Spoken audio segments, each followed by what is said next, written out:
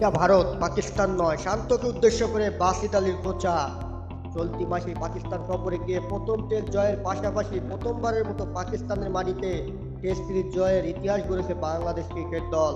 পাকিস্তানের অমন সাফল্যের পর দেশে ফিরে কয়েকদিনের ব্যবধানে আবার ভারত সফরে গিয়ে ফের হারিয়ে ফেলেছেন টাইগাররা। সফরের শুরুতে চেন্নাই টেস্টে চরম ব্যাটিং বিপর্যয়ের কারণে 280 রানের বিশাল ব্যবধানে হেরে যায় বাংলাদেশ। পাকিস্তান সফরে দুর্দান্ত ফর্মে থাকা বাংলাদেশ দলকে ভারত সফরে গিয়ে ফের হারিয়ে ফেলতে দেখে রীতিমতো হতাশ বাসিত আলী।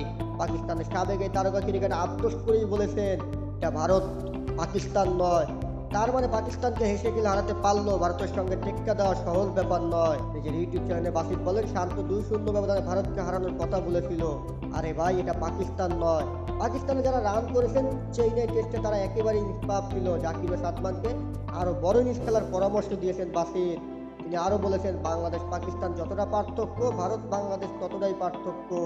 টস জিতে কেন বোলিং নিয়েছিলেন শান্ত? মনে রাখবেন, যে দল টেস্টের প্রথম 2-3 ঘন্টা ফায়দা লুটতে চায় তারা ম্যাচ জিতবে না। শেষ পর্যন্ত লড়াই করেই জিততে হয়। আমি 5-6 বছর পাকিস্তানকে কোচিং করিয়েছি, কখনো টেস্টে টসে দিতে বোলিং করতে দেইনি। বাসিত আরো বলেন, 5 বোলার খেলানোর ফায়দা এবার বোঝা গেল, তারাই ম্যাচ উইনার। গাম্ভীর কি বলেছিল মনে আছে? আমার 20 উইকেট চাই। ভারতের উইকেট করেছে 14টি, বাংলাদেশের 20টি।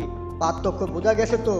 তিনি বলেন, হাসান মাহমুদ, তাসকিন আহমেদ, নাহিদ রানারা পাকিস্তানে যেমন দুর্দান্ত বল করেছেন, ভারতের বিপক্ষে চেন্নাই টেস্টের প্রথম ইনিংসে তারা খুব ভালো বোলিং করেছেন। হাসান, তাসকিন প্রথম ইনিংসে বেশ ভালো বল করেছে, টপ ক্লাস বোলিংয়ে উইকেট নিয়েছে। দ্বিতীয় ইনিংসে মাত্র 13 ওভার বোলিং করেছেন তারা, হয়তো ইনজুরির ভয়ে।